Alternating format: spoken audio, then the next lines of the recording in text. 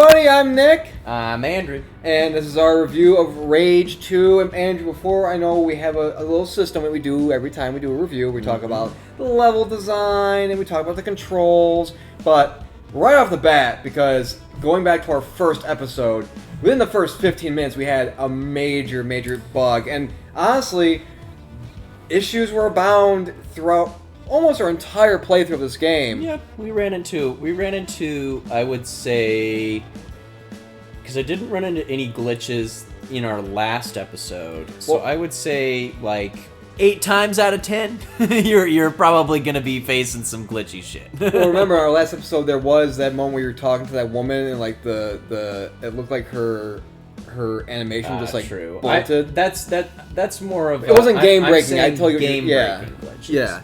So like, it wasn't a visual glitch here and there. It doesn't bother me as much.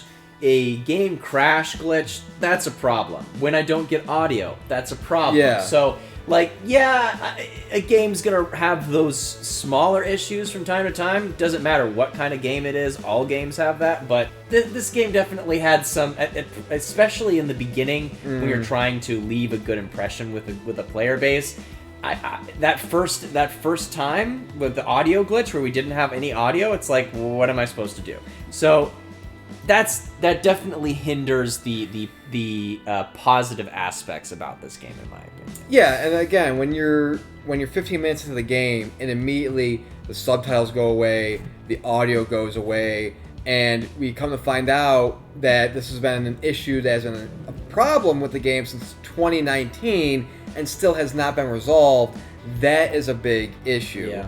That's really a problem that Bethesda and id have, where it's like, hey guys, you have this issue that literally the only way that people can fix it is by resetting the game, not even resetting the game, because we tried doing that. I had to hard reset my Xbox. Yeah, we had to hard reset the Xbox, because even when we closed out the game and reopened it, it would just stay on the art screen. It would not go to the game or anything. So when you have stuff like that, when you have literally parts where the game just crashes. My issue with this game is that every time we fired it up, it wasn't a comedic, oh, I wonder what shenanigans are going to happen today in the way of bugs. Is the game going to crash on us? Yes, is the game going to crash on us? Is the game going to freeze up on us? Because remember, that's like when we were like literally 30 seconds into one of our episodes, and I was playing, and we were in that like little sewer area or whatever. Yeah, it crashed. And it crashed. Yeah. And I'm like, okay, that's not good. And for that to be in the mindset of a player, or in this case players, it really is bothersome to me. It really is something that I just look at and I'm like, oh man, I want to play. I know you mentioned this on the last episode where you're like, I want to play this game outside of us doing it on the show. I don't know if I want to, because a big part of me is just like, man, what if I get like so in depth in this game and it's just, but in the back of my mind it's always, something's going to happen. It's going to crash. It's going to be, something technical is going to happen, and it's going to be game breaking, and not in a good way. And so for me, there's too much worry there for me to want to go forward with this game. Yeah, the reason I want to play it is I found the game to be, outside of its issues, I found the game to be very fun. Yeah. That's why I want to play it. If I run into game breaking bugs again, then like that's unfortunate that will happen. I definitely have reservations with regards to it, but I'll probably play this game again whenever I'm feeling tired of Destiny or tired of Borderlands or tired of another. It's one of those, I'm tired of doing this and I just want some proper violence, so I'm just gonna kill stuff and hopefully it doesn't crash. That's the mindset that I have. But let's get into our standards here. Yes. So aesthetics and level design, we said in a good amount of the episodes how beautiful a wasteland is. I love that even though driving mechanics weren't the best, I love that when you're driving the car through this desert, this dirty desert wasteland, that the car gets dirty. Again, going back to the last episode, one thing I did not like about the aesthetics overall was just the when your car is dirty, you just drive through a little water. The water animations aren't there to where like it splashes over the car. Yeah. Like and I'm like, okay, it's kind of weird. Something that's weird because you have all this dust flying around the car. You're showing these dust particles and animations flying on the car. It'd be nice to have some water in there so it looks, washing and stuff like that. I really did love, and we also mentioned this in an earlier episode, the use of neon. It highlighted certain things in pink and bright colors to let you know, hey, this is interactable. Yes. This is something that you can use. This is something like you can use this ladder. You can use this door. You can break this lock. You can do, I think that the use of neon, accessibility-wise, is an excellent choice. And it's a subtle choice. It's a stylistic choice. It fits within their world, right? It fits within sort of this pink, purple, yellow, neon, Blue, wild, crazy colors that these raiders and these psychos and mutants and whatever these people are using, right? But also as a mechanic, and we've talked about this many times. The fact that sometimes there's a game will be too heavy-handed in telling you, hey, you need to go this direction.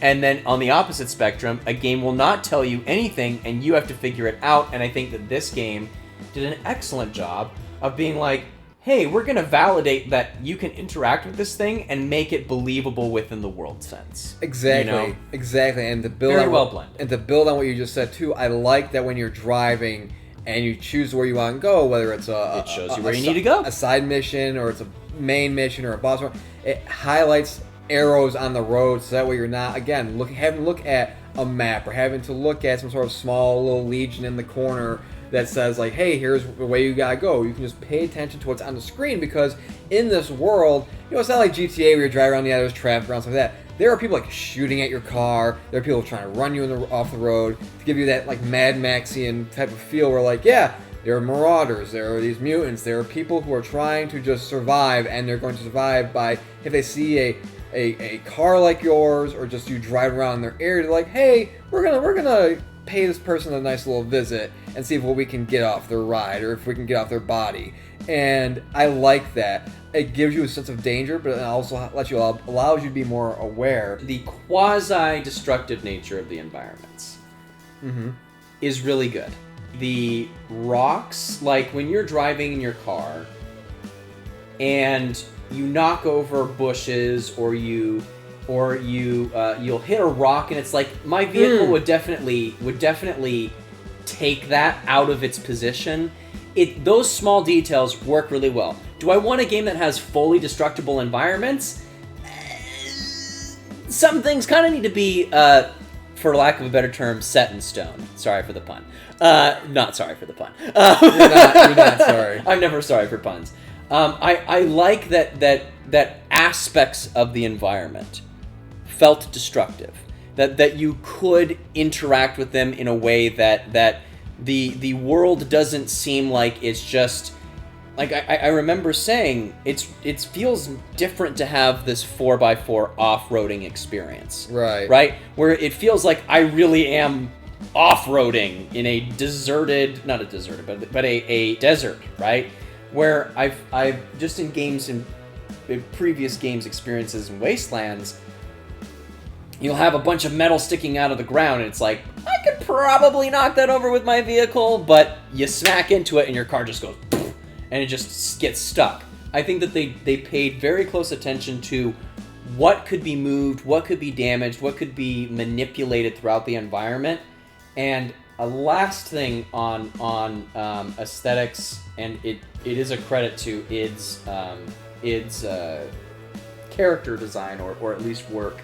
In that mutant fight in particular, there was a mannerism or a characteristic that one of the mutants did that none of the other mutants did, which was very interesting, where he just started climbing on a wall.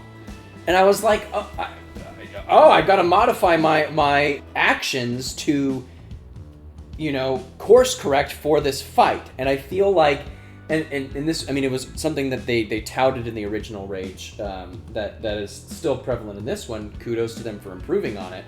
The AI is surprising. It's not going to follow the shoot, duck, shoot, duck, shoot, duck. Move to new position. Shoot, shoot, shoot. Duck. They're not telegraphing everything they're doing. That was a surprising thing, and I think that adds a little bit more of an atmospheric feel of the unpredictable nature that they're trying to present in this environment. So that really surprised me because I kind of expected from a Rage game, but that really helped to elevate the experience of the atmosphere of the world. There we go. So, with aesthetics being discussed and stuff like that, we talked about the bugs. Let's move on to the controls of the game, and let's start with the driving because hard. It was very stiff. Not difficult to drive. The gunplay is responsive. The gunplay is fantastic. Yes.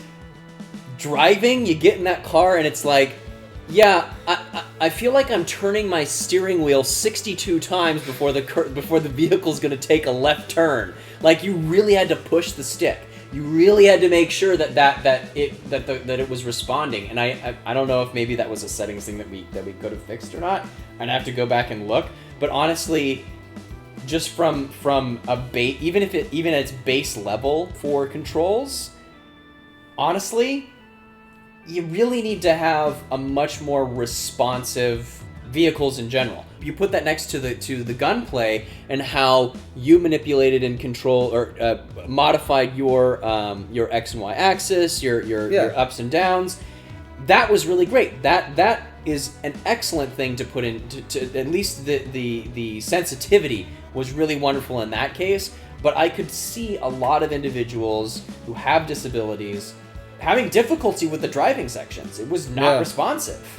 I will say this, the driving, I'm not going to say it was terrible because I prefer this type of driving to the driving than in Borderlands, where it's very stick-based, where I like that this driving wasn't that. Yes, the cars drove very stiff, but I did like that when I went off a cliff, if I wanted to, I could try to take the car and drive up the ridge. Yeah. I like that. So where I didn't feel stuck. Goes back to the 4x4. I didn't feel like if I went off the road, I felt stuck in an area. I can, I didn't have to get out of my car and run and try to get another car and stuff like that. Yeah, your all-wheel drive kind of stuff. Auto aim. Oh. Such a joy on the car. That's something I don't see a lot of something I don't see a lot of in games. It's the games that I've played where there might be auto aim in the game. Perfect example, Grand Theft Auto, where you can literally lock on to people, but when you get in the car, you have to manually aim it and stuff like that. Whereas with this, it automatically locks on to people. And I like that. Yeah. It allows me to drive and shoot and stuff like that. You also enjoy the experience of what you are fighting against, right? Yeah. And taking in the world and being like, yeah, I'm still focusing on the driving, but my turrets are going to take care of the enemies that I'm dealing with. And I think that just that small change allows you to enjoy the explosion and the body parts flying, the little details that they put in. It allows you to enjoy that a little bit more so that you're not trying to course correct and miss out on sort of the visuals of this game. The more time you're able to stare at the screen rather than your controls, or again, going back to what we said earlier with the map, anytime you can focus on what's going on in-game and not have to focus on certain peripherals is a really good thing. There are some things that this game really could have improved on, but again, I like that it had that auto-aim feature. I like that the gunplay. I mean, for me, it was your standard. It was me just playing a standard FPS. I did like I could change the aim sensitivity and stuff like that, like my X and my Ys and stuff. Very I really Doom-esque. Yeah. In its at least in a execution, the guns felt very Doom-like. Yes. In their firing, it's not like it's kind of weird, but each company that does a shooter has a very particular way in which they execute the way their guns fire. And like, this is not, because Call of Duty guns feel like laser beams. Yeah. This, you felt, you saw the recoil. Like, there was a lot of deviation. The guns felt like they got more punch. But you were about to talk about options. Yes. For controller mapping, I guess. Yeah, right? so the game doesn't have full-on button remapping, but it appears you can change layouts, but they're like preset layouts. Again, this is a AAA title. I'm going to bring it up again. People are probably going to be like, oh my god, he's going again. But Celeste was an indie title, and yes, that was a platformer, but full button remapping. Full button remapping. I don't look at like, well, that game's a platform. This is a shooter. That when you have an indie versus a AAA, and indies have more accessibility options than a AAA option does, that's not good. I've said it, and I'll say it again. It's unacceptable at this point. When indie titles and other games that have lesser budgets are capable of doing this, you need to be able to put that in as an option. You need to have, because like, how often were you throwing the bang stick? Couple of times, but not a lot, right? No, wouldn't it have been better to have optimized it so you put that on a button that you're not going to be using as much versus a button that you are going to be using? It would have been nice to put my zoom, like my lock, on the left trigger and then the left bumper, use that to fire. It would have been nice to be able to do that, and then have my sprinting on my right trigger. So if I got to press against my leg or I got to press my stub on it, that I can do that, and then move, as you said, like move the little boomerang things and the grenades to like Y, A, B, X, whatever, right stick. It would have been nice to have that. Now, there are accessibility options in there, like we said in the first episode, where you can do stuff with the weapon wheel. You can do certain things like they put options in there. Yes, but it's not as extensive as you should, right? And as we would like to set as a standard and expect that a AAA title is capable of. And honestly, it really comes down to, and it's something that you see in PC games, putting up a menu and saying custom option. There are so many shooter games where you have a bunch of different types of shooter schemes, right? There should always be a slider. There should always be an option that says custom. And it pulls up a window and it says, what do you want to reload? Y. What do you want to reload? X. What do you want to jump? A. What do you want to throw a grenade? B. What do you want to, you should be able to literally, especially in the modern age, and especially since it's possible on PC, I'm sorry, but these systems are strong enough to handle a custom input. I genuinely think that we're not that far. Now you can also visually, in terms of accessibility, you can adjust the motion blur on it. You can disable it and stuff like that. Again, there are options in the game where you can, depending on your disability, you can adjust and stuff like that. But there are just certain things where I'm just like, man, this would have been nice, like the auto aim in the car. That would, it's great, but it also would have been great if I had that option when I'm outside the car. It's kind of like, don't, for lack of a better term, don't half-ass it. Don't give me an option for one thing and then strip me of that option when I'm in a different thing or similar part of the game. Like, don't give me this option for auto aim when I'm in the car driving, but then when I'm outside the car and you can have an aim assist on there, but aim assist, I'm sorry, I don't really notice a difference with aim assist. I really don't. Rage went 75% of the way when it came to its accessibility options. Yes. Like, if I were to give it a percentage, I put a fair amount of things in there that could be helpful, but it didn't do everything that you could expect from a AAA title. Yeah, and again, it could have been done, more could have been done, but I just think that between all these options, like, again, they give you options, but it felt like they gave you options, but they just, for some reason or another, just didn't go as far as you would want them to. Again, going back to the auto aim. Yes, we have it in the game, but you can't. It's only accessible when you are in this part of the game when you're driving. Like, if I was doing what you're doing with all those mutants and stuff like that, man, I would probably. I would have gotten through it, but I would have been fucked. Because it's like definitely. There's a lot. There's times where a lot of them are coming at you, and I'm just like, oh my god, and it's a you're lot. Just getting surrounded and absolutely demolished by them. And when I'm surrounded by enemies, that's when being able to change my firing and my stuff all the way to the one side works out. Yeah, and stuff like that, because it's just like, oh my god, I'm trying to pay attention to all these certain things and these moving parts and enemies. You said it, enemies are climbing on the wall. I'm like, oh my god, I gotta be able to do that. So. I can't, when enemies are around me and I can't stand still, I have to be moving around, it's hard for me to aim. It's hard for me. So, like, I need an auto aim. I need stuff like that. So, again, we talked about the accessibility and stuff like that, so let's go over our grades on this. And, you kind of touched on it a little bit, and stuff, and how you said it went 75% of the way in terms of the accessibility and stuff. So I'll have you go first. What would you give this? What would you rate this fully as a whole? Let's remind the audience what our grading system So we have a rating scale. We have 5. We have the best of the best, which is we'll go from top to bottom. So best of the best, this game was amazing. We would give that a perfection, but we're not going to give this a perfection. Well, it's not going to be perfection. Then below that, we have a press start, which means you got to play this game now. 3 is an average, means it just meets accessibility requirements, but it's nothing really special. 2 is unmemorable. 1 is bad time, and 0 means this game, like, you could totally skip it. It's a dumpster fire.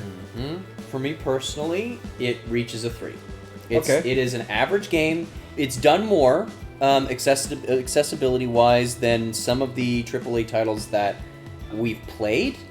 But again, it doesn't go enough for me to recommend that people really go out of their way to play it. You know what I mean? Yeah. That it's just a little bit better than some of the games when it comes to accessibility, but it just, with the game freezing bugs and me having to reset my Xbox, it just cannot hit press start for me. It's an average game. It gave average accessibility options.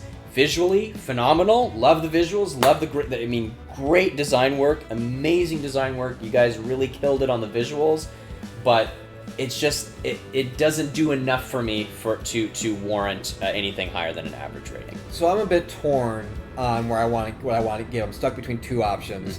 But I will say this. This is a game where if you have something like Game Pass or you have PlayStation Now, it's available on both as of this recording. Play it. It's free. You can't go wrong with a free shoot, like a free game. But if you're somebody like, if you want, I want to buy this outright, you don't have to do that. Just download it off of Game Pass or PlayStation Now. Get it for free. For the $10 to $20, however many dollars you spend a month on either of those. That's what I would say about that. But overall, like, it does meet certain accessibility requirements. I was just kind of more disappointed that it didn't go as far as it could have, where, again, it gives you this option for one thing, but it's only accessible in certain parts of the game. I did like the use of neon, how it was bright, and how things I felt were really well lit. I liked that the world seemed pretty easy to go through and to move through and stuff like that. I was thinking about giving it an unmemorable, but I don't think I can because they do try to put some accessibility stuff in there. And for an FPS, they do put some things in there, again, like the auto aim when you're driving, that I don't really see a lot of in FPS games. So for that, I will just give it an average, simply because while I feel it doesn't go all the way as it could have, it at least attempted to give me certain things. To give you a little more options than what we have seen before. It gave me stuff that I may have not have experienced or had the option to adjust or have in a game that I played prior to this. So, yeah, again, if you have Game Pass, if you have PlayStation Now, this is a game you should... You could pick it up. You could pick it up. You could pick it up, but are you really you're not missing out on anything? No. It'll be in my library until it's not. I will genuinely say, and it's why I give it an average rating, is it's a fun game, but is it going to have me playing it for hours on end?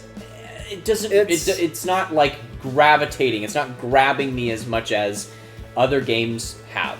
It's a time killer. It's a time killer. Yeah. If you want some wanton violence, and you want to see a bunch of mutants get their head blown off by a shotgun, or you just want to, it's a fun game. Is it gonna leave an impression for you for the rest of time and change your ideas on the accessibility of games forever? Probably not. If you want to see an NPC use a butt plug, then sure, we'll play this game. Not in our reviews, YouTube. But yeah, that's our review for Rage 2. Hope you enjoyed it. As always, be sure to subscribe to us on YouTube. Click the bell icon so you receive notifications when new videos go up. Again, we do our playthroughs each month, followed by the review at the end of the month. And we're on social media, facebook.com/Reviewcade. We're also on Instagram and Twitter @Reviewcade as well. And hey, if you have a game you would like us to play, email us, reviewcade@gmail.com. We'll read your emails. If the game's available to us, we will get it and we will play it on the show. But as always, be sure to do all those things. Thank you for checking out our stuff, and we will see you in December with a brand new game. Bye. Next time on Reviewcade.